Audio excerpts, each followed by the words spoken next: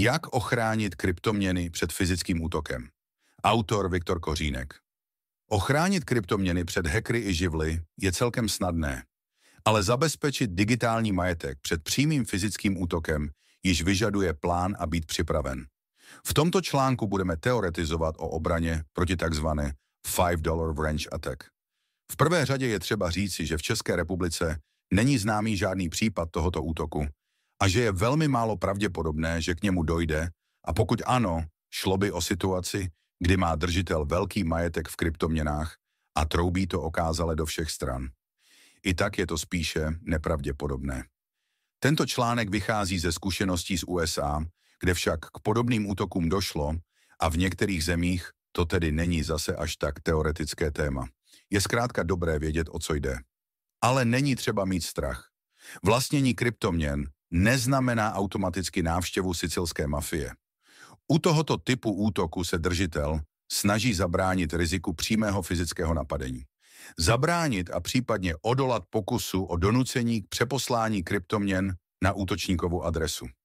Ani nejkomplikovanější heslo totiž nebude stačit, pokud si hodler bude muset vybrat mezi bolestí a odevzdáním svých kryptoměn. Jaká je tedy základní ochrana proti fyzickému útoku? Čím silnější je hodlerovo soukromí, tím těžší bude pro útočníka najít svou oběť. Nemůže totiž útočit na někoho, koho nemůžete najít. Za prvé, nenápadnost. Kryptoměnový investor by neměl každého na potkání informovat, že vlastní kryptoměny. Neměl by nosit oblečení s kryptoměnovou tematikou, ani si na SPZ-ku svého sportovního vozu nedávat nic jako BTC 71 VOVER nebo 21 milion a podobně. Hodler by se měl rozhodně vyhnout chvástání o výnosu investic a rozhodně nikdy nikomu nesdělovat množství svých kryptoměn. A to ani v rodině ne. Za druhé, zametání digitálních stop. Při nákupu hardwarové peněženky nebo ocelové zálohy by si hodler nikdy neměl posílat zásilku na svou skutečnou adresu. Vznikne tak záznam v mnoha internetových databázích, prodejce, dopravce a dalších, kterých může někdo zneužít. Je-li hodler veřejně známá osoba, měl by zajistit, aby nikde na volně dostupném internetu nebyla jeho skutečná adresa místa bydliště. To platí obzvlášť pro osoby samostatně výdělečně činné se sídlem na místě bydliště. V takovém případě může hodler změnit adresu svého sídla, třeba pomocí služeb virtuálních sídel. Hodler by ve spojení s kryptoměnami neměl používat e-mail s jeho skutečným jménem, například jan.novak@seznam.cz. Ale v bezpečném e-mailovém klientovi, například ve službě ProtonMail, si nastavit alternativní adresu nespojitelnou s jeho jménem, například saruman@proton.me. Hodler by neměl používat aplikace, ve kterých běžně sdílí s jinými lidmi svou polohu a zvyky. Například v běžeckých aplikacích. Ve sportovních aplikacích je totiž sdílena nejen trasa, kudy se pohybuje, ale zaznamenává se i kdy, kde pravidelně je, odkud vybíhá a kdy se přibližně vrací. Hodler by se tedy na sociálních sítích neměl chlubit svými výkony ve spojitosti s mapou a daty. Za třetí, zabezpečení domácnosti.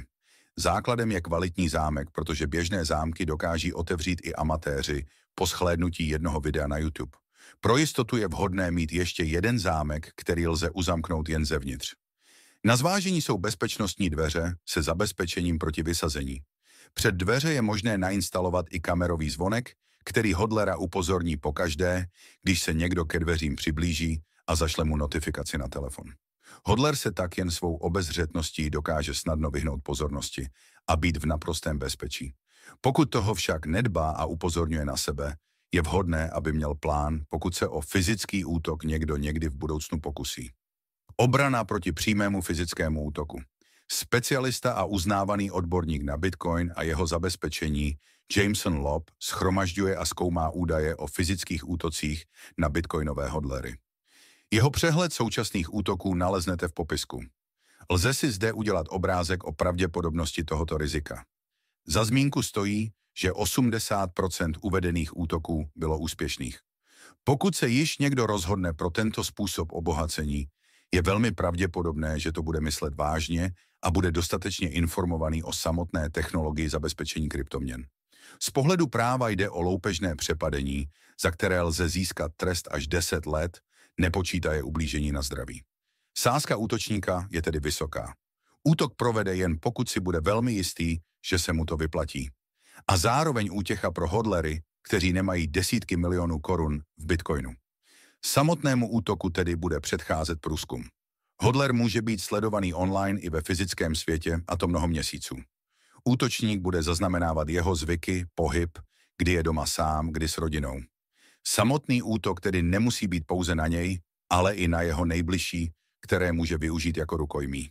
V takový okamžik mnoho lidí opravdu raději vydá své kryptoměny, než aby riskovalo zdraví svoje nebo své rodiny. Nic však není černobílé. Návnada. Pomocí skrytých peněženek, o kterých jsme psali v dřívějších článcích, lze vytvořit schéma návnad. Na základním sídu lze mít uložený určitý obnos, další návnadu na skryté peněžence. Otázka je, zda se s tím útočník smíří a uvěří, že neexistují další skryté peněženky. Většinu majetku pak může hodler ukrýt na další skryté peněženky. Je zde nutné odhadnout uvěřitelnou částku. Může to být třeba polovina jeho majetku. Nebo tolik, kolik mohl někdo zjistit, že má. Třeba polovina toho, co o sobě rozhlašoval, že vlastní. Návnada se nesmí jevit jako návnada. Měla by na ní být odpovídající aktivita, což už přestává být triviální záležitostí. Pokud hodler využije svou stávající peněženku, na které vytvoří skrytou peněženku, bude mít v historii transakcí zaznamenané, že své kryptoměny někam poslal.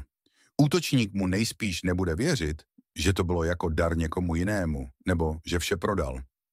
Hodler bude muset vygenerovat nové seedy s čistou transakční historií a tu začít fingovat. Měl by například posílat malé pravidelné částky na základní peněženku a do jedné skryté peněženky, návnady, a pak mít další, kam již bude posílat své většinové investice. Při přípravě na tento typ útoku je vhodné se smířit s tím, že jakékoliv zabezpečení, které si klade za cíl nedat útočníkovi nic, je pro hodlera velmi nebezpečné. Proč? Protože útočník mu zkrátka nebude věřit, že nic nemá a bude stupňovat svou snahu hodlera přinutit, což je to poslední, co si kdo přeje. Kapitola pro otrle. Pro hodlery, kteří by si opravdu raději nechali pro Satoshi koleno vrtat, než aby vydali svůj digitální majetek, máme několik užitečných funkcí. Je dobré si ještě připomenout, že pro útočníka je zásadní, aby vše proběhlo rychle, tiše a na předem naplánovaném místě.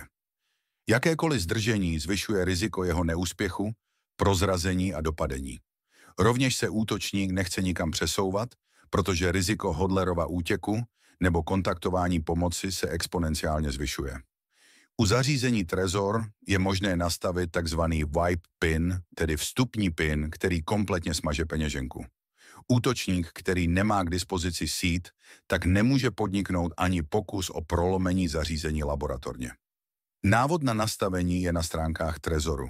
Háček je v tom, že doma nesmíte mít zálohu peněženky, multisignature ve vlastním držení, pouze pro Bitcoin. Bitcoiny je možné zabezpečit pomocí technologie multisignature, kdy je k potvrzení transakce nutné souhlas více zařízení. Například 3 hardwarových peněženek a 1 mobilní peněženky. Při použití schématu 3 ze 4 lze mít 1 hardwarovou peněženku doma společně s mobilní peněženkou, další například v bezpečnostní schránce a poslední v právní úschově nebo u přátel. Zásadní je aspekt, že se při získání dalších částí podpisu bude nutné fyzicky setkat s dalšími lidmi. To tvoří šanci oběti požádat o pomoc a útočníka nutí mu viditelně neublížit. Pokud hodler uloží zařízení u přátel, rodiny nebo profesionálních třetích stran, je důležité zavést postupy, na kterých budou tito lidé při požadavku na vydání trvat. Pokud například při prosbě o vydání vysloví konkrétní frázi na danou otázku, bude to něco znamenat. A jak se má Klára, zeptá se hodlerův přítel.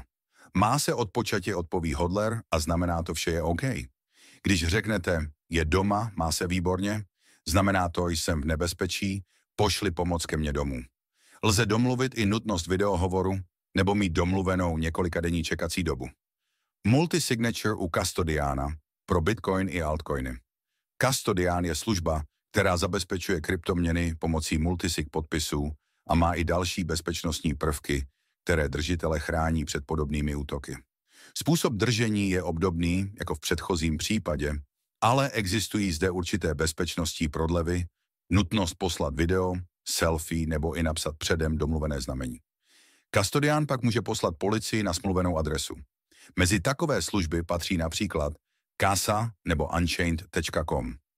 Nevýhodou multisig řešení je nutnost pečlivé zálohy všech potřebných údajů a nutnost mít potřebná zařízení k dispozici vždy, když je nutné odeslat nějakou transakci. To určitě není vhodné pro každodenní transakce, ale spíše pro uložení majetku, na který se nemusí příliš často sahat. Vhodné je také pořídit si vlastní dokumentaci celého procesu, ve které si hodler zaznamená potřebné informace pro případ, že by se mu něco stalo i bez cizího přičinění. Závěrem.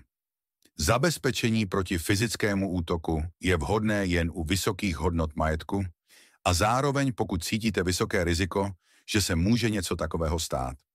Samotný proces zabezpečení pak může být celkem technicky náročný a je dobré mít k dispozici někoho zkušeného, kdo by vám s nastavením pomohl.